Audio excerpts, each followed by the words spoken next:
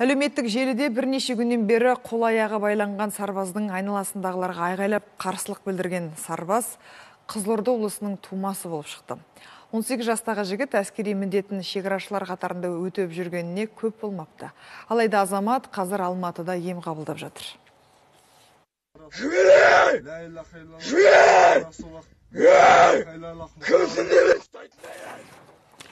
Даусы қырылдап, қасындағыларға қарсылық білдіріп жатқан әскери иемдегі жас жігіттің дәл осы жазбасы жұрттың жағасын ұстатты.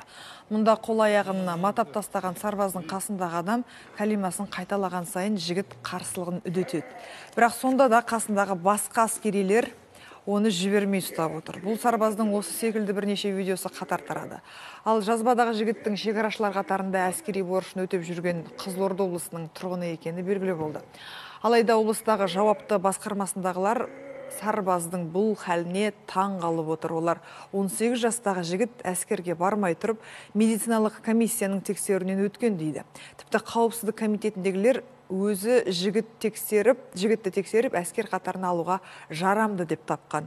Ал қорғаныс істер жөніндегі департамент бұл оқиға жайлы сұхбат бермеді. Ол сөйлеп, біздің психолог өтеп, біздің департаменттен нормально. И өздерінің еще департамент, кем бар ғой, ұлттық қауіпсіздік департаментінің психологына өтеді. Сосын не өтеді? Полиграфия өтеді. Одан анау өтпейді.